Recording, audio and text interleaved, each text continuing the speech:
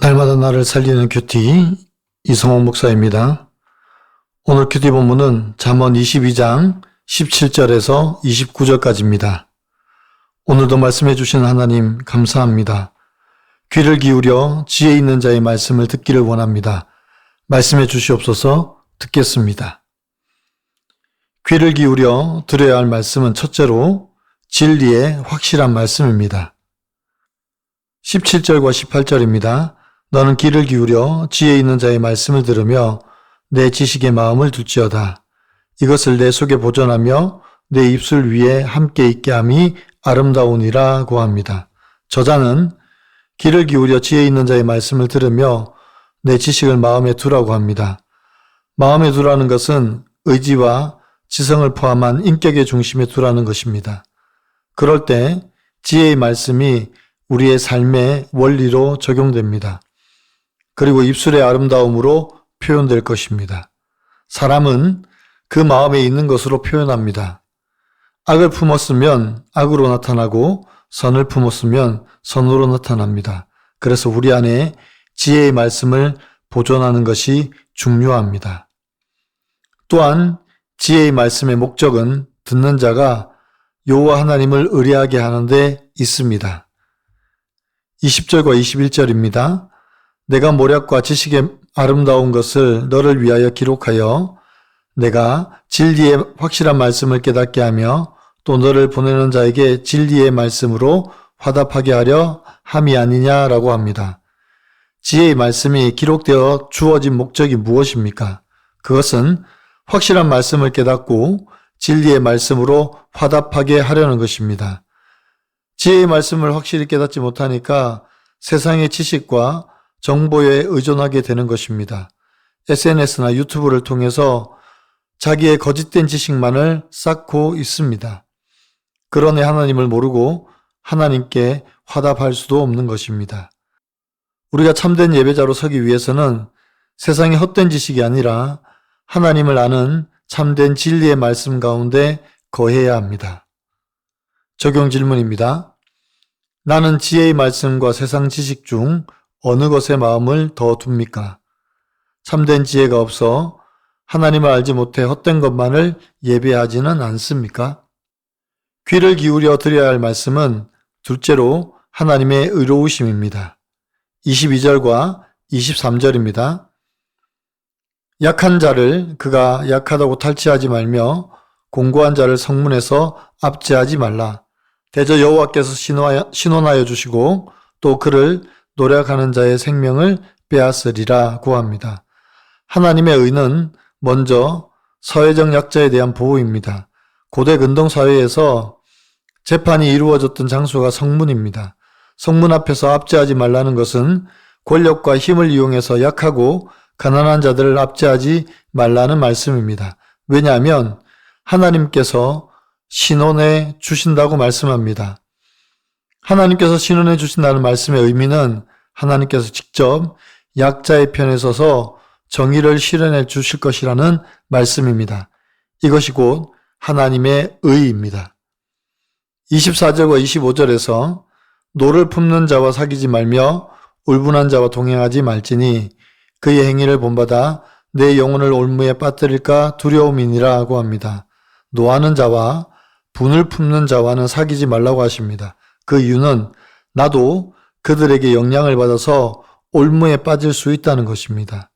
우리가 잘 알다시피 선한 것은 더디 배우지만 악한 것은 속히 배우는 것이 우리의 습성이지 않습니까? 이것이 100% 죄인인 우리의 모습입니다. 그래서 우리가 지혜의 말씀에 귀를 기울여서 하나님의 의가 우리 안에 충만하도록 사모해야 합니다. 그렇지 않으면 우리는 언제나 악한 자들의 모습을 쫓아서 살아갈 수밖에 없습니다. 우리가 매일 큐티하는 이유가 무엇입니까? 이렇게 연약하고 부족한 우리이기 때문에 매일 붙들어 주시기를 간절히 사모함으로 하나님 앞에 서는 것이 아니겠습니까? 오늘도 하나님의 말씀이 나를 이끌어 주시기를 소원하는 마음으로 큐티하는 저와 여러분이 되시기를 간절히 바랍니다. 적용 질문입니다. 내가 만만하게 생각하고 함부로 대하는 사람은 누구입니까? 잘 다스려지지 않는 나의 감정은 무엇입니까? 매일 큐티함으로 변화된 나의 모습은 무엇입니까? 나의 아니만 생각하느라 자녀의 연약함을 온전히 껴안지 못한 죄인인 것을 고백하고 딸의 연약함을 껴안고 저의 잘못을 기억하며 딸의 출퇴근을 잘 돕겠다는 한 성도님의 큐티인 묵상 간증입니다. 저의 둘째 딸은 지적 장애를 가졌습니다. 저는 딸의 장애로 지혜 있는 자의 말씀을 들으며 교회 공동체에 속하게 되었습니다. 딸이 중학교에 들어갈 무렵 저는 초등학교 특수교사의 조언대로 딸을 일반 중학교에 보냈습니다. 그러나 딸은 학교 적응 기간에 불안과 강박 등으로 머리카락을 심하게 뽑는 발모벽을 앓기 시작했습니다. 수년째 계속되는 딸의 발모벽으로 저는 내가 겪는 고난은 아무도 모를 거야 라고 속단하며 공동체에 자세히 나누지 않고 남의 말을 듣지 않는 교만한 자임을 깨닫게 되었습니다. 그리고 공동체를 통해 저의 옳음이 아닌 하나님을 의뢰해야 함을 알고 회개했습니다. 그러는 사이에 다른 특수학교로 전학해 우여곡절 끝에 졸업할 수 있었습니다. 올해 21살이 된 딸은 하루에 4시간씩 환경미화원으로 일하고 있습니다. 처음에 저는 딸을 매일 일터까지 데려다주고 또 끝나면 집으로 데려왔습니다. 그러다 딸을 섬기는 일이 점점 지치고 딸도 근로보조 선생님과 관계가 형성되니 좀 더 편한 방법을 찾고 있었습니다. 그런데 작년에 딸이 집 앞에 잠깐 혼자 서 있는 사이에 행인에게 강제추행을 당하는 일이 있었습니다. 그가 딸에게 집 주소까지 물어봤다고 하니 저는 신고해야겠다는 생각이 들었습니다. 하지만 한편으론 그러다 보복당하면 어쩌지 하는 두려운 마음에 망설여졌습니다. 이후 저는 주일 설교 말씀을 듣고 교회 공동체에 물은 뒤 엄마로서의 책임을 다하고자 신고했습니다. 딸은 피해자 진술 녹취를 마치고 돌아와 그날이 없어졌으면 좋겠다고 했습니다. 저는 마음이 아팠습니다. 나의 아니만 생각하느라 자녀의 연약함을 온전히 껴안지 못한 죄인임을 고백합니다. 약한 딸을 약하다고 탈취하여 조용히 감추려 한 잘못을 기억하며 딸의 출퇴근을 기쁘게 돕겠습니다. 저의 적용은 딸이 죽고 싶다고 해도 혈기 내지 않고 가슴을 토닥여 주겠습니다. 매일 SNS 교회 소그룹 대화방에 큐티한 내용을 올리며 작은 일도 말씀으로 나누겠습니다. 입니다. 28절과 29절입니다. 내 선조가 세운 옛 지게석을 옮기지 말지니라. 내가 자기의 일에 능숙한 사람을 보았느냐? 이러한 사람은 왕 앞에 설 것이요 천한 자 앞에 서지 아니하리라 고합니다. 말씀의 지혜는 질서를 잘 지키는 것이고 내게 주신 능력을 잘 사용하는 것입니다. 이것이 균형 잡힌 신앙생활입니다.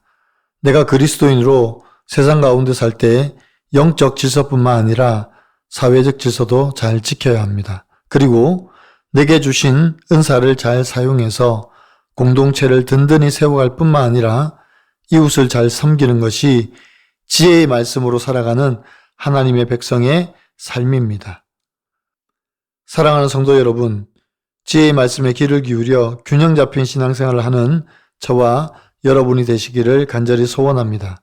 지혜의 말씀을 세상 가운데 하나님의 의로 잘 드러내는 신앙생활을 함으로 사람을 얻고 복음을 전하는 저와 여러분의 삶이 되시기를 간절히 축원합니다.